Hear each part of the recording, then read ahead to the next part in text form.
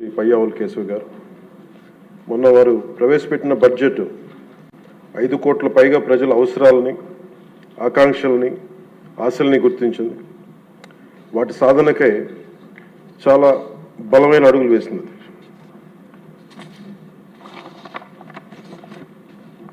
Particular ఇది మనకున్న ఆర్థిక పరిస్థితులు కానీ 2014 రాష్ట్ర విభజన జరిగినప్పటి నుంచి కానీ 2019 నుంచి 24 వరకు ఒక అరాచకమైన అనిశ్చితితో కూడిన ప్రభుత్వం కానీ ఈ కేయాటిక్ ఇలాంటి గందరగోళం మధ్యలో ఇంత అవకతవకల మధ్యలో కూడా చాలా 3,32,205 కోట్లతో బడ్జెట్ చాలా చాలా ఉన్న పరిమితమైన వనరుల్ని, ఉన్న మానవ వనరుల్ని ఎంత జాగ్రత్తగా వాడాలి, ఎంత జాగ్రత్తగా ప్లాన్ చేయాలన్నది ఈ బడ్జెట్ చాలా చాలా తెలియజేసిన అధ్యక్ష. ఇందాక నేను చెప్పింది మన ప్రజల అవసరాలని, ఆకాంక్షలు నేను చెప్పడానికి కారణం కూటమి ప్రభుత్వం ఈ ఏడాది కేవలం సామాజిక పెన్షన్ల కోసమే దాదాపు 33,000 కోట్లు పైగా ఖర్చు చేయనుంది అధ్యక్ష. ఇది ఎలాంటి పరిస్థితుల్లో ఖర్చు చేస్తున్నామంటే గత ప్రభుత్వం 9.74 లక్షల కోట్ల అప్పుల్ని సృష్టించి మనకు ఆర్థిక విధ్వంసం నుంచి మనల్ని నెట్టేస్తే ఇలాంటి పరిస్థితుల్లో ఏ నాయకుడికైనా సరే, ఏ పార్టీకైనా సరే చాలా ఒక అస్తవ్యస్తంగా ఉండే పరిస్థితులు. దీంట్లో వీటన్నిటిని తట్టుకొని దానికి ఎలాంటి ఆలోచన విధానం ఉండాలి ఆ వ్యక్తికి అని చెప్పడానికి ముఖ్యమంత్రి గారు ఒకసారి ఆలోచించాలి. పయ్యావుల కేశవ్ గారు ఆ రోజు బడ్జెట్ ప్రసంగంలో వారు చాలా బ్యూటిఫుల్ కోట్ చేస్తూ వెళ్ళారు. దాంట్లో ఒకటి రవీంద్రనాథ్ ఠాగూర్ గారు చెప్పింది, తాను నాటిన చెట్ల నీడలో తాను ఎప్పటికీ కూర్చోలేనని తెలిసిన భావితరాల కోసం చెట్లు నాటి వ్యక్తి జీవితం యొక్క నిజమైన విలువను అర్థం చేసుకున్నవాడు అన్ని విశ్వకవి రవీంద్రనాథ్ ఠాగూర్ గారి మాటల్ని ఇక్కడ ఆయన ఉటంకించారు అధ్యక్ష. ఇది వారిని ఎలా కంపేర్ చేశారంటే ఒక దూరదృష్టి, దక్షత, దార్శనికత ఉన్న గౌరవ ముఖ్యమంత్రి వారు చంద్రబాబు నాయుడు గారితో కంపేర్ చేసి చెప్పారు అధ్యక్ష. ఎందుకంటే మనకు ఉన్న పరిస్థితుల్లో ఉన్న పరిమితమైన వనరుల్ని, ఉన్న మానవ వనరుల్ని ఎంత సమర్థవంతంగా వాడుకోవాలి అని అనటానికి ఆయన దూరదృష్టి, ఆయన పరిపాలన దక్షత, అలాగే ఆయన దార్శనికత ఈ రెండు ఈ బడ్జెట్లో చాలా స్పష్టంగా ఆయన గైడెన్స్ కానీ వారి పయ్యావుల కేశవ్ గారితో కలిసి వారు దీన్ని తీసుకొచ్చిన విధానం కానీ మనస్ఫూర్తిగా గౌరవ ముఖ్యమంత్రి గారికి మనస్ఫూర్తిగా ఈ సభ తరపున వారికి అభినందనలు తెలియజేస్తాను. అండ్ ఈ ప్రభుత్వం దూరదృష్టి, దక్షత, దార్శనికత ఉంటే గత ప్రభుత్వం ధ్వంసం, విధ్వంసం, విచ్ఛిన్నంతో కూడిన ప్రభుత్వం. ఒకసారి ఎట్లా చెప్పాలి బడ్జెట్ మనకి ఏమేమి ఉన్నాయో ఒకసారి మీకు ప్రజెంట్ చేయడానికి అధ్యక్ష. మనకు వాళ్ళు వదిలేసి వెళ్ళింది 9.74 లక్షల కోట్ల అప్పులు అధ్యక్ష. ఈ కూటమి ప్రభుత్వం 20 నెలల పాలన సాధించింది ఏంటని చెప్పడానికి ఉదాహరణకి అంటే ఎలా ఉన్నారంటే వీళ్ళు 2014-19 మధ్య చేసుకున్న విద్యుత్ కొనుగోలు ఒప్పందాలను గత ప్రభుత్వం ఇష్టానుసారం రద్దు చేయడం ద్వారా విద్యుత్ సరఫరాలో లోటుపాట్లు వచ్చాయి. దీనికోసం విద్యుత్ కొనుగోళ్ల పేరిట అధిక ధర చెల్లించే బాధ్యత లేని ఆ వ్యక్తులకి చేసిన కొనుగోళ్ల కారణంగా డిస్కమ్స్కి 12,250 కోట్ల నష్టం వాటిల్లింది. ఈ 5 ఏళ్ల అసమర్థ విధానాల కారణంగా విద్యుత్ పంపిణీ సంస్థలు దాదాపు 1.29 లక్షల కోట్ల మేర నష్టపోయాయి. ఈ భారాన్ని విద్యుత్ బిల్లుల రూపంలో మళ్ళీ ప్రజల మీదనే మోపారు. కూటమి ప్రభుత్వం వచ్చిన తర్వాత ఈ విధానాలను రద్దు చేసి ట్రూ అప్ ఛార్జీని పూర్తిగా ఎత్తివేయడమే కాకుండా రాష్ట్ర చరిత్రలో ఎన్నడూ లేని విధంగా ట్రూ డౌన్ పేరిట ప్రజలపై విద్యుత్ బిల్లుల భారాన్ని తగ్గించినారు. అలాగే వాళ్ళు చేసిన అప్పుల వల్ల, వాళ్ళ నిర్లక్ష్య అసమర్థ పాలన వల్ల, ఆర్థిక విధ్వంసం వల్ల రాష్ట్ర అభివృద్ధి 30 ఏళ్ళు వెనక్కి నెట్టవేయబడి ఇవేదో రుజువుల్లో చేయకుండా విమర్శ కాదు అధ్యక్ష. ఇది మనం శ్వేతపత్రంలో ఉన్న వివరాల ప్రకారం, మన జూలై 24 శ్వేతపత్రం ఉన్న వివరాల ప్రకారం వెళ్ళిపోయిన పాలకులు దాదాపు 9,74,000 కోట్ల అప్పులు మన మీద వేసిపోయారు. అందులో వివిధ శాఖల పరిధిలో పనులు చేయించుకొని కాంట్రాక్టర్స్కి, వెండర్స్కి వాళ్ళు చెల్లించకుండా వదిలి వెళ్ళిన అప్పులే 1,35,000 కోట్ల రూపాయలు ఉన్నాయి. అందులో కూటమి ప్రభుత్వం ఏర్పడిన తర్వాత 25,000 కోట్ల రూపాయలు ముఖ్యమంత్రి గారి నాయకత్వంలో అప్పులు తిరిగి చెల్లించగలిగాం అధ్యక్ష. నీటిపారుదల, రోడ్లు, భవనాలు, పరిశ్రమల శాఖల వారీగా ప్రాజెక్టుల కోసం మరో 37,000 కోట్లు విడుదల చేయడం జరిగింది. కూటమి ప్రభుత్వం ఏర్పడిన తర్వాత వాళ్ళు మిగిల్చిన అప్పులను క్లియర్ చేస్తూ అదనంగా సెంట్రల్లీ స్పాన్సర్డ్ స్కీమ్స్కి 25-26 ఆర్థిక సంవత్సరంలో 18,700 కోట్లని విడుదల చేయడం జరిగింది. కేంద్ర ప్రభుత్వం నుంచి వచ్చిన 10,500 కోట్ల నిధుల్ని వినియోగించడంలో గత ప్రభుత్వం చాలా ఘోరంగా విఫలమైంది. అందులో 1,800 కోట్లు PMAY అర్బన్ రెజ్యువనేషన్ మిషన్, ప్రధానమంత్రి Ayushman Bharat, pre matric scholarship for OBC, EBC, denotified తెగలు, PMSSV కింద రావాల్సిన పోస్ట్ మెట్రిక్ స్కాలర్షిప్లు చెల్లించకపోవడంతో వెనక్కి వెళ్ళిపోయాయి. తద్వారా పట్టణాల్లో అభివృద్ధి నిలిచిపోయింది. రాష్ట్ర విద్యార్థులు, యువత నష్టపోయింది. సెంట్రల్లీ స్పాన్సర్డ్ స్కీమ్స్కి రాష్ట్ర మ్యాచింగ్ గత ప్రభుత్వం ఇవ్వకపోవడం వల్ల 8,700 కోట్ల రూపాయలు నిరుపయోగం అయిపోయాయి. తద్వారా కేంద్ర ప్రాయోజిత పథకాల అమలు ఆగిపోయింది.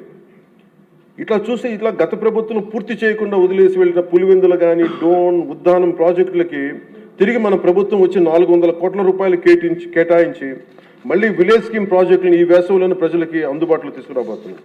మరో 7,910 కోట్ల రూపాయలతో 5 జిల్లాల పరిధిలో మెగా వాటర్ గ్రిడ్ ప్రాజెక్ట్స్ని ప్రారంభించాం. 2027 చివరి నాటికి మొత్తం ప్రాజెక్టులు పూర్తి చేయబోతున్నాం అధ్యక్ష. కూటమి ప్రభుత్వంలో అధికారంలోకి వచ్చిన తర్వాత జల్ జీవన్ మిషన్కి చాలా బలమైన పునరుత్తేజం తెచ్చాం. అలాగే విద్యాశాఖలో కూడా సహచర మంత్రి వైద్యుడు సోదరుడు నారా లోకేష్ గారి నాయకత్వంలో కూడా చాలా రెవల్యూషన్ చేంజ్ చేసి వచ్చినాయి. తల్లికి వందనం, మెగా పేరెంట్స్ టీచర్ మీటింగ్ వంటి ఈ వినూత్న కార్యక్రమాలను అమలు చేయడం, మెగా DSC ద్వారా 16,000 మందికి ఉపాధ్యాయ నియామకాలు చేపట్టడం, ఇవన్నీ వారికి మనస్ఫూర్తిగా అభినందనలు తెలియజేస్తాను. మీ దృష్టికి ముఖ్యంగా జల్ జీవన్ మిషన్ ప్రజలకి తీసుకురావడానికి సభకు కూడా దేశంలో ఉన్న ప్రతి మనిషికి శుద్ధమైన, స్వచ్ఛమైన తాగునీరు అందించాలని గౌరవ ప్రధానమంత్రి శ్రీ నరేంద్ర మోదీ గారి సంకల్పం తీసుకొచ్చిన ఆయన ద్వారా వచ్చిన జల్ జీవన్ మిషన్ సైతం గత పాలకులు నిర్వీర్యం చేశారు. ఒకసారి రివ్యూస్ చేస్తామంటే 2019-24 మధ్య ఈ పథకం కింద కేంద్ర ప్రభుత్వం 27,000 కోట్లు కేటాయిస్తే కేవలం వాళ్ళు 4,000 కోట్లు మాత్రమే ఖర్చు చేశారు. అందులో కేంద్రం ఇచ్చిన గ్రాంట్ దాదాపు 2,000 కోట్ల రూపాయలు ఉంది.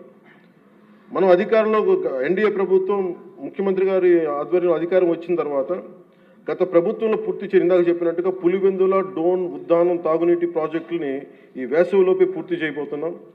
అలాగే మనకి 7,910 కోట్ల రూపాయలతో 5 జిల్లాల పరిధిలో చేపట్టిన మెగా వాటర్ గ్రిడ్ ప్రాజెక్టులు పనులు పురోగతిలో ఉన్నాయి. అలాగే 9,500 కోట్ల రూపాయలతో ఇంకొక 7 మల్టీ విలేజ్ స్కీమ్స్ని ప్రణాళికలో రూపొందిస్తున్నాం అధ్యక్ష. దాదాపు మనకున్నాయి 48,369 హ్యాబిటేషన్స్. దీంట్లో మేము నిన్న మొన్న ఈ మధ్యన రివ్యూ చేస్తూ ఒకటే మేము అడిగింది ఏంటంటే, గౌరవ ముఖ్యమంత్రి గారితో మాట్లాడుతూ మనకున్న మల్టీ విలేజ్ స్కీమ్స్ కాకుండా మనకి సింగిల్ విలేజ్ స్కీమ్స్ కూడా మనం ఏదైనా చేయాలని మాట్లాడితే ముందస్తుగా ఒక 3,000 బాగా గొంతెండిన గ్రామాలను గుర్తించాం అధ్యక్ష. వాటికి మేము ఉన్న దాంట్లో వాటర్ షెడ్ మేనేజ్మెంట్ కానీ, లేదంటే ఉన్న ఇంటర్నల్ పైప్ లైన్స్ కానీ ఇవన్నీ చేయడానికి ప్రణాళికలు సిద్ధం చేస్తున్నాం. ఈ ప్రభుత్వం కోరిక ఒకటే, ఎన్డీఏ ప్రభుత్వం కోరిక ఒకటే, స్వచ్ఛమైన, శుద్ధమైన నీరు అందించాలి. దీనికి మేము ఈ సమక్షంలో మాటిస్తున్నాం అధ్యక్ష. ప్రతి గ్రామానికి దీనికి నీళ్ళు అందిస్తాం. దీనికి ఇది ఈ 48,369 ఈ గ్రామాల్లో ముందస్తుగా ఈ 15 ఈ మల్టీ విలేజ్ స్కీమ్స్ కాకుండా ఇంకొక 3,000 గ్రామాలకి నీరు అందించాలని చెప్పి ఒక బలమైన సంకల్పంతో ముందుకెళ్తా ఉన్నాం.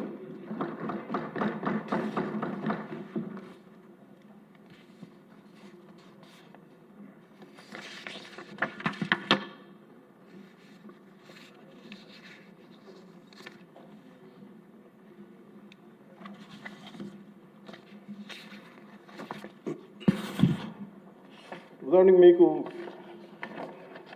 నరేగా కంపారిజన్ మీకు చెప్తాను అధ్యక్ష. మన ప్రభుత్వానికి వాళ్ళ ప్రభుత్వానికి తేడా. నరేగా పథకం కింద 2019-24లో వాళ్ళు ఖర్చు పెట్టింది ఈ CC రోడ్లు కానీ, BT రోడ్లు కానీ మీకు తెలియజేస్తాను. ముందు CC రోడ్లకి వాళ్ళు 610 కోట్లు ఖర్చు పెట్టి ఈ CC రోడ్లకి, BT రోడ్లకి 5 సంవత్సరాల్లో వాళ్ళు 610 కోట్ల రూపాయలు ఖర్చు పెడితే ఎన్డీఏ ప్రభుత్వం వచ్చిన తర్వాత ఖర్చు పెట్టింది 3853 కోట్ల అధ్యక్ష.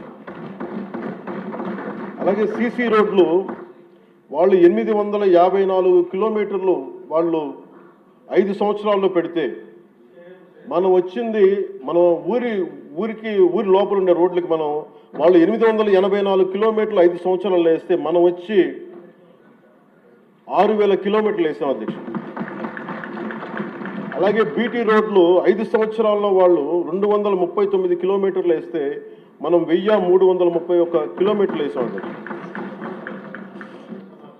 అలాగే ఆల్ స్కీమ్స్ మన రూరల్ డెవలప్మెంట్కి సంబంధించి వాళ్ళు మొత్తం పెట్టిన ఖర్చు అధ్యక్ష 5 సంవత్సరాలు వాళ్ళు పెట్టిన ఖర్చు 4610 కోట్ల రూపాయలు అయితే మనం ఖర్చు పెట్టింది 11,506 కోట్ల రూపాయలు ఖర్చు పెట్టాం. సీసీబీటీ రోడ్లు అన్నీ కలిపి 8100 కిలోమీటర్లు వాళ్ళు 5 సంవత్సరాలు వేస్తే మనం ఇంకా 2 సంవత్సరాలు పూర్తి కాకుండానే 17,551 కిలోమీటర్ల రోడ్లని ఈరోజు మనం పూర్తి చేయడం అలాగే పర్మిషన్స్ ఇవ్వడం జరిగింది.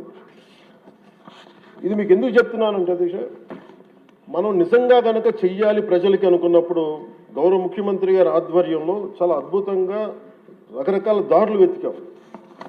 మనకి అప్పులు మిగిలిపోయినాయి, కష్టాల్లో ఉన్నాం, ఉన్న ఒక 100 కోట్లు ఎలా సర్దాలి, దేనికి ప్రయారిటైజ్ చేయాలని చెప్పి ఇది మా చిత్తశుద్ధి అంతా ఏంటంటే లాస్ట్ మైల్ జనానికి ఎలా అందించాలి అన్న ఒక తపనే ఈ రోజున మనం ఇంత బలంగా ముందుకు తీసుకెళ్తాం అధ్యక్ష. అలాగే గ్రోత్ రేట్ ఆఫ్ ఆంధ్రప్రదేశ్ 2014-19 వచ్చినప్పుడు మనకి విడిపోయినా కానీ 13.50% మనకు ఉన్నప్పుడు అదే 19-24 వచ్చేటప్పటికి 10.5% పడిపోయింది. కానీ మనకి 9 లక్షల పైచులకు అప్పు ఉండి మనకి పోలవరం లాంటి ప్రాజెక్ట్ని నిర్వీర్యం చేసి అమరావతిని కట్టకపోయినా కానీ స్టిల్ మనకి ఇన్ని దెబ్బలతో పాటు మన ఎదురు దెబ్బలు తింటూ కూడా గౌరవ ముఖ్యమంత్రి గారి ఆధ్వర్యంలో నాయకత్వంలో రాష్ట్ర ప్రభుత్వం 24-25 సంవత్సరానికి కానీ 11.75 ఆర్థిక అభివృద్ధిని చూపించిందంటే ఇది ఎంత బలమైన దార్శనికతతో కూడిన ఈ లీడర్షిప్ ఉందో మనకి తెలియజేస్తా ఉన్నది.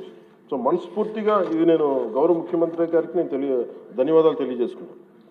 అలాగే క్యాపిటల్ ఇన్వెస్ట్మెంట్ ఇన్ఫ్రాస్ట్రక్చర్ డెవలప్మెంట్కి 2019-24కి మనకి వాళ్ళకి 16,000 కోట్లు వస్తాయి. ఈ ప్రభుత్వం రాగానే 24-25కి 32,712 కోట్ల రూపాయలు ఇన్ఫ్రాస్ట్రక్చర్ డెవలప్మెంట్ కానీ క్యాపిటల్ ఇన్వెస్ట్మెంట్ కానీ పెట్టింది. అలాగే 25-26కి 53,915 కోట్ల రూపాయలు ఇవ్వడం మనకి కేటాయించడం జరిగింది.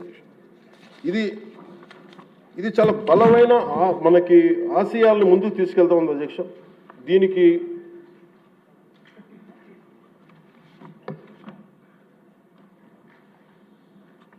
దీనికి నేను కోరుకుంటుంది కూడా ఈ అలయన్స్ చాలా బలంగా ఉండాలి అనేది నా ప్రజల సభ్యులందరికీ కూడా నేను నా ఆకాంక్షని నా ఆశయాన్ని తెలియజేస్తాను. నేను ఎందుకు ఇంత తపన పడ్డాను, రాష్ట్ర విభజన జరిగినప్పటి నుంచి ఆంధ్ర రాష్ట్రం వెనుకబాటు పడిపోయింది, దీనికి ఎవరు ముందుకు తీసుకెళ్ళలేము అనుకున్న దాంట్లో నేను ఏమీ ఆశించకుండా 2014లో మన అలయన్స్ కోసం నేను కష్టపడ్డాను. అలాగే 19లో కూడా ఉండాలని కోరుకున్నాం, అది పరిస్థితుల్లో కుదరలేదు. కానీ 24కి వచ్చేటప్పటికి నేను పార్టీ పరంగా అన్ని తగ్గి అన్ని రకాలుగా ఎందుకు పెట్టానంటే ఇది నేను పార్టీగా గెలవడం కంటే కూడా నేను ఇండివిజువల్గా సాధించడం కంటే కూడా నేను కోరుకుంది 5 కోట్ల మంది ప్రజల ఆకాంక్షల్ని ఆశయాల్ని ముందుకు తీసుకెళ్లాలని నా తపన. ఇది ఎట్టి పరిస్థితుల్లో కూడా నేను కోరుకుంటుంది. ఇప్పుడిప్పుడే మనం చిన్నపాటి ఒక 1 పాయింట్ అభివృద్ధి చూసాం మనం ఇప్పటికీ. ఇది ముందుకెళ్ళాలి, ఇంకా మన ఆకాంక్షలను ఆశయాలు ముందుకు తీసుకెళ్ళాలి అంటే ఇది మనలో ఉన్న ఏమన్నా సరే చిన్న సవరణలు ఏదైనా చేసుకుంటే అందరం ముందుకెళ్ళాలి. ఈ ప్రభుత్వానికి ముఖ్యమంత్రి గారికి బలంగా నిలబడాలని నేను మనస్ఫూర్తిగా కోరుకున్నాను అధ్యక్ష. అలాగే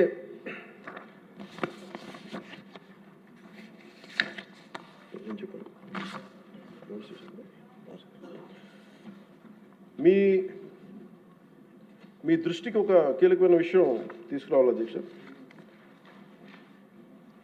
మన దేశంలో 140 కోట్ల ప్రజల భవిష్యత్తు నిర్ణయించే విధంగా భారత రాజ్యాంగాన్ని అమలు చేయడానికి మరి ప్రజాస్వామ్యాన్ని పరిరక్షించడానికి రాజ్యాంగ నిర్మాతలు 3 ప్రధాన వ్యవస్థలను ఏర్పాటు చేశారు. వన్ ఇస్ శాసనసభ వ్యవస్థ, లెజిస్లేటివ్, ఎగ్జిక్యూటివ్ అండ్ జ్యుడిషియల్. ఈ 3 వ్యవస్థలు పరస్పర సమన్వయంతో ఎలాంటి ఆటంకాలు లేకుండా సమర్థవంతంగా పనిచేసినప్పుడే ప్రజాస్వామ్యం బలంగా నిలబడుతుంది.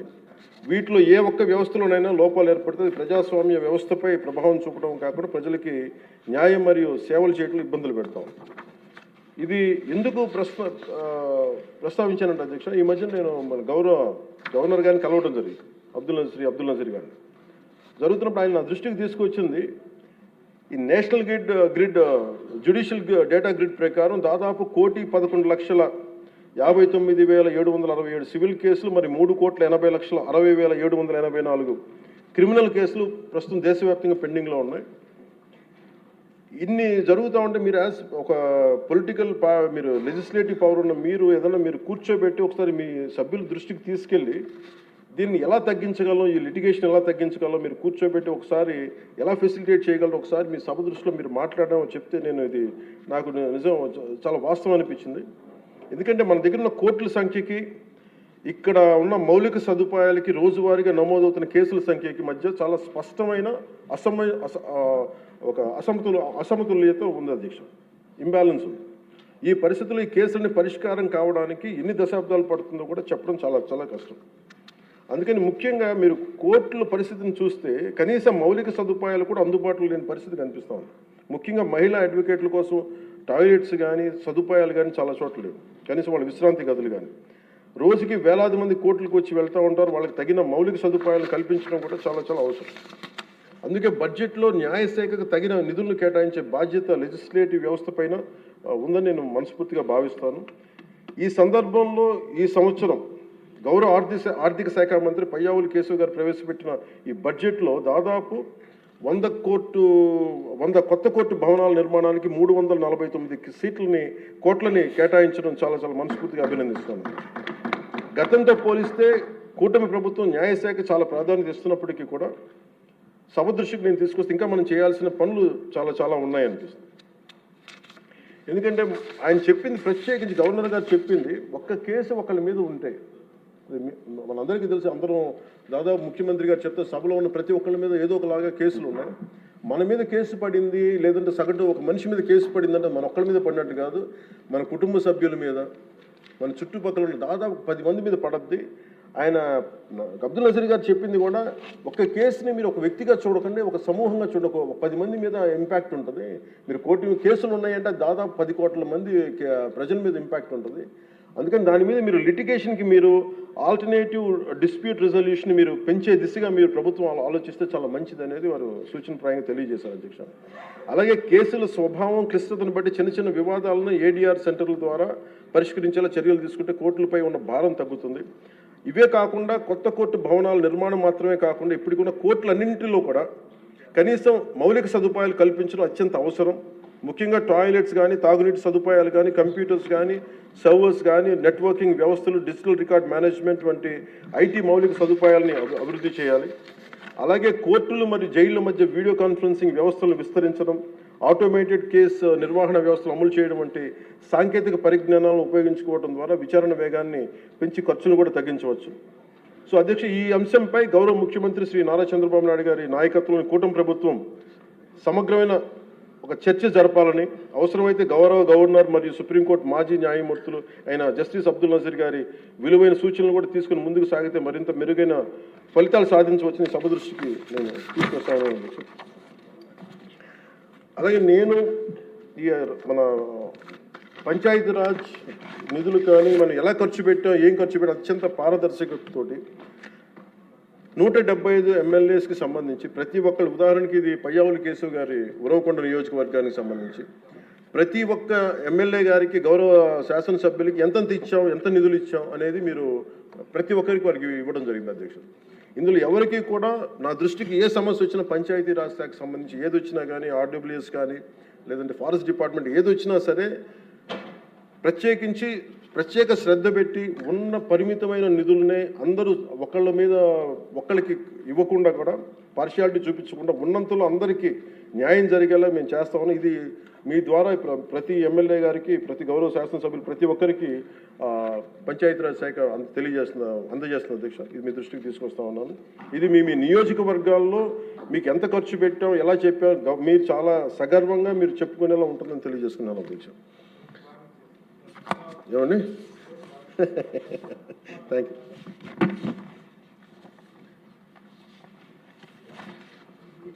అలాగే అధ్యక్ష, వీళ్ళకి సంబంధించి అంటే నాకు సభ దృష్టికి, ఇంకా గౌరవ సభ్యులందరూ మాట్లాడతారు, నా సభ దృష్టికి నేను తీసుకురాగలిగేది, ఇప్పటికీ కూడా వాళ్ళ సభ్యులు తక్కువ 11 మంది అయినప్పటికీ కూడా వాళ్ళు ఒక 1100 మంది ఉన్నట్టుగా వాళ్ళు మాట్లాడుతూ ఉంటారు. అంటే మనం ఎందుకనంటే వాళ్ళు చెప్పిన దాన్ని చాలా బలంగా నమ్ముతారు. మనం చేసే పనులు మనం చెప్పుకోలేం, మనం చేయడానికి సంకోచిస్తున్నాం ఏంటో తెలియదు. కానీ వాళ్ళు చూడండి, ఇందాక నేను చెప్పింది మీకు, when we are irresponsible, our NDA alliance is so responsible, reliable and reasonable government, while they are irrational, irresponsible and abusive group. వీటన్నిటి మధ్యలో మనం కూర్చోబెట్టి మనం ఏదైనా మాట్లాడాలి అంటే మనందరం కూడా ఒక ఏకాభిప్రాయం మీద ఒక ఏకత్వం ఉండాలి అనేది నేను మనస్ఫూర్తిగా సభ్యులందరినీ కూడా నేను కోరుకుంటా ఉన్నాను. అంటే వాళ్ళు చూడండి, ఆర్టికల్ 21 కాన్స్టిట్యూషన్ ఆఫ్ ఇండియాలో protection of life and personal liberty మాట్లాడితే మేబీ వాళ్ళు ఏమనుకున్నారంటే endangering others life, violating their liberty must be fundamental right అనుకుంటున్నారు వాళ్ళు. ఇది మనం కరెక్ట్ చేయాలి.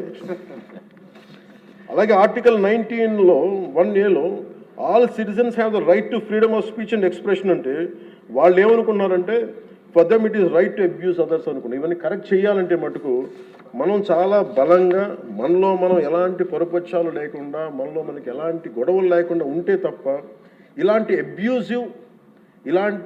అబ్యూజివ్ వ్యక్తుల సమూహాన్ని మనం ఎదుర్కోలేము అధ్యక్ష. కల్తీలు వాళ్ళే చేస్తారు, వాళ్ళే బూతులు తిడతారు. ఎలా ఉంటుందంటే హిందీలో చెప్తారు, ఉల్టా చోరు కొత్త వాళ్ళు కూడా అంటే దోపిడీలు చేసే దొంగ పోలీసు వస్తే పోలీసుని దొంగ అని అరిచాడు.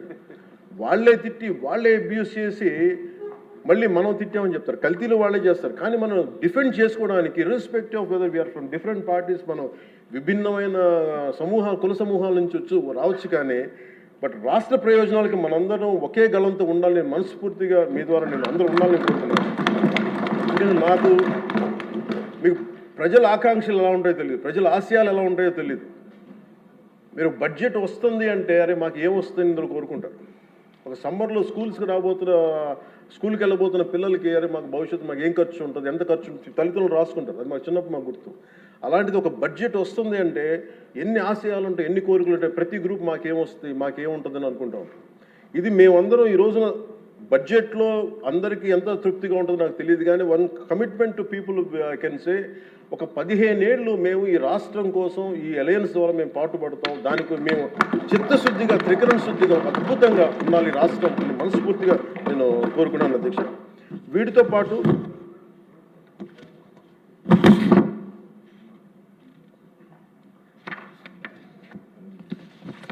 నేను ఒకటి మీ దృష్టికి తీసుకొస్తా ఉన్నాను. బడ్జెట్ లాంటివి అద్భుతంగా చేయడానికి వ్యవసాయానికి సంబంధించి కావచ్చు, లేదంటే అన్ని రంగాలకు సంబంధించి కావచ్చు, పయ్యావుల కేశవ్ గారు ఉన్నారు, అచ్చెన్నాయుడు గారు ఉన్నారు, గౌరవ ముఖ్యమంత్రి గారు ఉన్నారు, అపారమైన అనుభవంతో ఉన్న సభ్యులు ఉన్నారు. ప్రజలు మన నుంచి ఆశిస్తున్న అధ్యక్ష, గొడవలు లేకుండా ఈ అలయన్స్ బలంగా ఉండాలండి. మనం తెలియచేయాల్సింది ఏంటంటే, ఏ ఒక్క ఎమ్మెల్యే ఈ సభలో అడుగు పెట్టాలన్నా అన్ని కులాలు, అన్ని మతాలు సపోర్ట్ చేయందే, ఎంతో కొంత ఓటు వేయందే ఇక్కడికి రారు. కానీ ఈ మధ్యన పరిస్థితులు ఎలా ఉన్నాయంటే, బయట ప్రత్యేకించి వీళ్ళు చేస్తున్నది, వాళ్ళు ఎలా మాట్లాడుతున్నారంటే ఇష్టం వచ్చినట్టుగా తిట్టేసి కులాలు వెనక దాక్కున్నారు. అది మటుకు ఎందుకంటే ఒక భారత రాజ్యాంగం నేను నమ్ముతున్నాను పెట్టినప్పుడు I'm beyond cost, creed and religion. అది ప్రతి శాసనసభ్యుడి తాలూకు అది ఓత్ అధ్యక్ష. కానీ మనం తెలియజేయాల్సింది ఏంటంటే, కులాల వెనక దాక్కోవటం కుదరదు. మీరు ఇష్టానికి తిట్టేసి ఇష్టానికి వచ్చి ఏదైనా తిరిగి అంటే మేము కులాల వెనక దాక్కుంటామంటే ఇలాంటి ధోరణి కనుక మనకు ఉంటే ఆంధ్రప్రదేశ్ ప్రజానికం నష్టపోతుంది అధ్యక్ష. నేను చెప్తున్నాను, కులాలు మతాలు ప్రాంతాలు దాటకపోతే ఈ రాష్ట్ర ప్రయోజనాలను మనం సాధించలేము. ఖచ్చితంగా ఇది మీరు పదే ఇది మీరు ఇళ్లలో మాట్లాడుకుంటారా, ప్రజలకి తెలియజేస్తారా, మీ నియోజకవర్గాలు ఇది చేయకపోతే ఏమైపోతుంది అధ్యక్ష? విచ్ఛిన్నం, ఇందాక వాటి గురించి చెప్పాను, వాళ్ళు విచ్ఛిన్నం చేయడానికి సిద్ధంగా ఉన్నారు. ఇప్పుడు మన ఐక్యత ఉండాలి అని సమాజం కోరుకుంటే వాళ్ళు విచ్ఛిన్నం చేయడానికి సిద్ధంగా. దీన్ని రిపీటెడ్గా కనుక మనం ప్రజల్లోకి తీసుకెళ్ళకపోతే మటుకు మనం ఎన్ని గొప్ప బడ్జెట్లు పెట్టి ఎంత సదాశయాలతో ఉన్నా కానీ quality of thought, quality of behaviour కనుక మనకు లేకపోతే ఇంత బడ్జెట్లు కూడా, ఇంత ఆశయాలతో ఉన్న బడ్జెట్లు కూడా నిష్ప్రయోజనం అయిపోతాయి. ఆ జాగ్రత్త మనం అందరం తీసుకోవాలి అధ్యక్ష. ఈరోజు మనం బడ్జెట్ గొప్పగా ఉంది అని ముందుకు తీసుకెళ్తున్నాం, కానీ మన బాధ్యత కూడా మనం నిర్వర్తించాలనేది నేను మనస్ఫూర్తిగా సభను కోరుకుంటూ గౌరవ ముఖ్యమంత్రి గారికి అవకాశం ఇచ్చిన మీకు, గౌరవ శాసనసభ్యులందరికీ, మంత్రివర్గానికి అందరికీ నా ధన్యవాదాలు తెలియజేసుకుంటూ